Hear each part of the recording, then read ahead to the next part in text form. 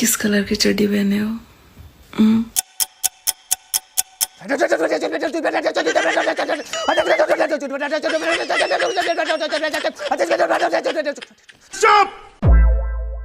पर्सिबाट AC छ, केही आउँदैन। कसरी पास गर्ने होला भगवान, कसरी पास गर्ने होला? किन चिन्ता गर्छस्? म छु त यहाँ, म सिकाइहाल्छु नि तँलाई। सिकाइस् तैले, जसलाई चाहिँ एसई को फुल फर्म नै थाहा छैन त्यसले सिकाउने रे मलाई। किन थाहा छैन मलाई? एसई दिने विद्यार्थीलाई एसई को फुल फर्म थाहा हुँदैन? त्यसो भए भन्न त के हो एसई को फुल फर्म? त्यति जाबो। एसई मतलब स्कुल इन्डिङ इन्जोयमेन्ट। नेपालीमा भन्नु पर्दा स्कुल सकियो अब मोज गर। थाहा छैन भने थाहा छैन भन्नु नि, के टाइम वेस्ट गरिरहला? महारानीको टाइम वेस्ट भयो। माफ पाऊ है, माफ पाऊ। मैले गर्दा करोडौँको नोक्सान भयो होला होइन हजुरलाई? ए नौटङ्की, कति नाटक गर्छस् हौ? पर्सिबाट एसई छ, अब त सिरियस हो। किन सिरियस हुनु? एसई त हो नि। अबे साले, तँलाई थाहा छैन a single piece of paper can not decide our future भनेर? यो भनाइ मेहनतीले भनेको सुहाउँछ, त जस्तो अल्छीले भनेको सुहाउँदैन। तेरो बाउले भन्छ अल्छी होइन हौ, महा अल्छी। यस्तो अल्छी त मैले आजसम्म देखेकै थिइनँ। किन तिमीले अहिलेसम्म ऐना हेरेको छैनौ र? ओइ, त नपढ्ने भए घर जा त, हामीलाई पढ्नु दे। कति पढ्छस् हौ, कति पढ्छस्? हिजोदेखि पढेको पढेछस् त, अझै याद भएन तँलाई? अनि एउटा सब्जेक्टको मात्र याद भएर हुन्छ, अरू सब्जेक्टको चाहिँ याद गर्नु परेन? तँलाई एउटा सब्जेक्टको याद भइसक्यो? भइसक्यो त। कुन सब्जेक्ट याद भयो तँलाई? कम्प्युटर। यसलाई कम्प्युटर याद भइसक्यो, आफूलाई भने कतिवटा सब्जेक्ट छ भन्ने पनि थाहा छैन। मलाई पनि कम्प्युटर र ओपिटी म्याथ याद भइसक्यो। अनि मलाई त कम्प्युटर छोकै छैन भन्दै थिइस् त। कहाँ छुको छ त मैले? घरमा कम्प्युटर भए पो छुनु, कम्प्युटर बुक पो छुको त। कम्प्युटर त मलाई पनि आउँछ, अस्ति नै पढिसकेको मैले त झन्। सबै आउँछ? A to Z। Fill in the blanks, true false, question answer, word meaning, जे सोध्नु छ सोध, सब भनिदिन्छु म। ल त्यसो भए भन् त, what is MS Word? MS Word is the word, which is the word, C is the word, is the word, I is the word, Messi is the word. Messi is the god? MS वर्डमा मेसी कसरी आयो? कुद्दै आयो नि, कसरी आउँछ र? ओइ, अब अर्को सोध। सोध्दिन म, केही आउँदैन रहेछ, त्यत्तिकै गफ दिन्छ। आउँछ के आउँछ, सोध्न सोध। यो लास्ट है, त्यसपछि सोध्दिन म। ल last. What is computer virus? Computer virus is the virus which is not dangerous than coronavirus. Because coronavirus is a mother virus and computer virus is a daughter virus. Corona virus र computer virus आमा छोरी हो भनेर आज थाहा पाएँ मैले। देखिस् तेरो दाइको पावर? दुनियाँलाई थाहा नभएको कुरा तेरो दाइलाई थाहा हुन्छ। दुनियाँलाई थाहा नभएकै राम्रो। यदि यो कुरा चाइनाले थाहा पायो भने फेरि कोरोना भाइरस बनाएर सुरुमा तिमीलाई नै एटेक गर्छ। झन् राम्रो, एक्जाम त दिन पर्दैन।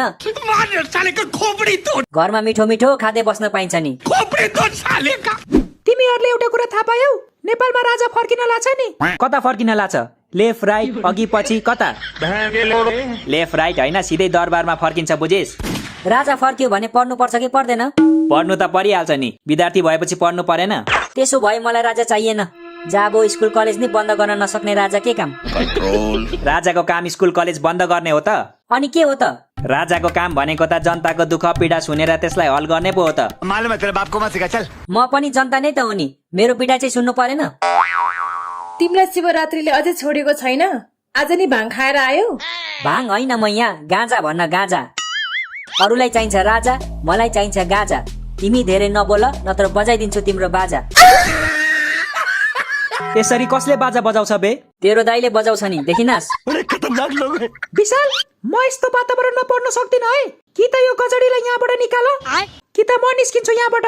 Okay relax. यदि मैले गर्दा तिमीलाई साँच्चीकै डिस्टर्ब भएको भने ठिक छ नि त, म यहीँ बस्छु, तिमी जाऊ न त निस्केर। ओइ, त चुप लागेर बस्ने कि नबस्ने भन् त? म मूर्ति हो र चुप लागेर बस्नु? ओइ ज्ञान्ते, तैले यसलाई किन बोलाएको के? मैले भनेको होइन यसले पढ्न दिँदैन, डिस्टर्ब मात्रै गर्छ भनेर। मैले नआइज भनेकै त हो नि। कुकुरले जस्तो पछाएपछि म के गर्नु?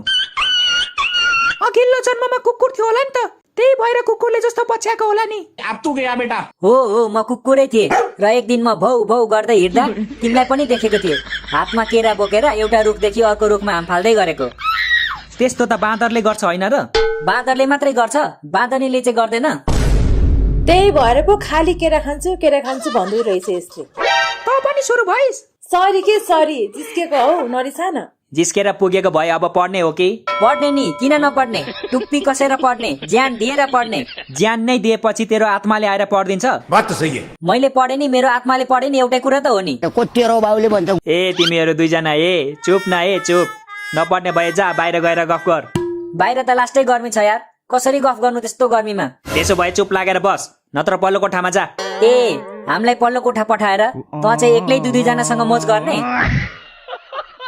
ओइ गजडी चाहिँ पातै बोल्न लाज लाग्दैन लाज त तिमीलाई लाग्नु पर्ने हो केटी भएर केटाको घर किन आएको तिमी कसको घरमा आए म यो घर मेरै त हो नि ए तिम्रो पो हो म त यसको भन्ठानिया बकचोदी मत कर लौड़े। अनि तिम्रो बाउको घर चाहिँ कहाँ छ नि यही हो के यही हो उसको घर पनि यही हो उसको बाउको घर पनि यही हो उसको आमाको घर पनि यही हो आमाको घर त मैले सोधेकै थिइनँ नि किन भन्नु पर्यो बाठो भएर अब एक शब्द नबोल है चुइक्क मात्रै आवाज निस्कियोस् त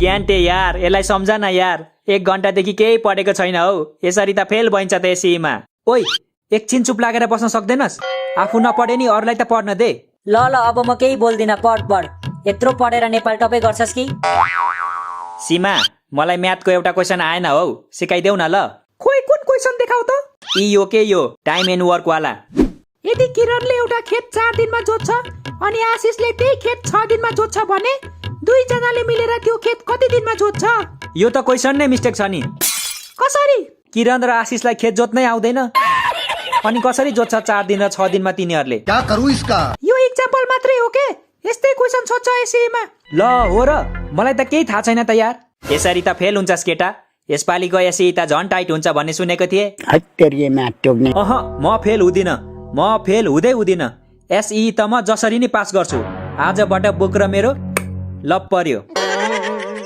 अहिले लप पर्छ भरे घर पुगेपछि ब्रेकअप हुन्छ छोटो लभ स्टोरी होइन अब त एसई सम्म मेरो जिएफ भनेकै यही बुकहरू हो टिकटक इन्स्टा फेसबुक सब डिएक्टिभेट गरिदिन्छु अब अनि तेरो टिकटकको 20 जना फलोअरहरू रिसाउँदैन तैले डिएक्टिभेट गर्दा फलोवर होइन फ्यामिली भन फ्यामिली ए सरी तेरो 20 जना टिकटक फ्यामिली रिसाउँदैन तैले डिएक्टिभेट गर्दा रिसाउँदैनन् म एउटा स्टोरी हालिदिन्छु नि त going offline for some days भनेर going offline for some days लेखेर अर्को दिनै लाइभ आउलास् नि फेरि आउँदिन अब त एसईसम्म पढेको पढाइ गर्ने हो तिमीहरू पनि मलाई फोन गरेर डिस्टर्ब नगर्नु बुझ्यौ हामीलाई तिम्रो नम्बर त थाहा छैन फोन गर्ने त कुरै भएन नि नम्बर भए पनि हामीले तिमीलाई किन कल गर्थ्यौं र एउटा ह्यान्डसम केटालाई केटीहरूले किन कल गर्छ त्यो पनि मैले भन्नुपर्छ र ह्यान्डसम रे अनि यो कानले पनि के सुन्नु परेको हौ जे सुन्यौ सही सुन्यौ मेरो साथी ह्यान्डसम त छ नि मैं तो तेरे को हरामी समझता था। के कमी छ र मेरो साथीमा हाइटमा हाइट छ 3 फिट क्या कर रहे हैं यार तू? अनुहारमा अनुहार छ घोडाको जस्तो डान्समा डान्स छ निकिता श्रेष्ठको जस्तो अनि सिंगिङमा सिंगिङ छ सजिन महर्जनको जस्तो यो भन्दा धेरै के चाहियो तिमीहरूलाई धेरै धेरै धन्यवाद साथी तैले जस्तो तारिफ आजसम्म कसैले गरेको थिएन र आशा गर्छु भविष्यमा कसैले नि नगरोस् किनकि फेरि यस्तै तारिफ सुने भने म धरतीमा रहने लायक रहँदिन सिधै स्वर्ग पुग्छु स्वर्ग होइन नर्ग होला 3 फिट हाइट लिएर स्वर्ग पुग्छस् र त Sexy and I know it.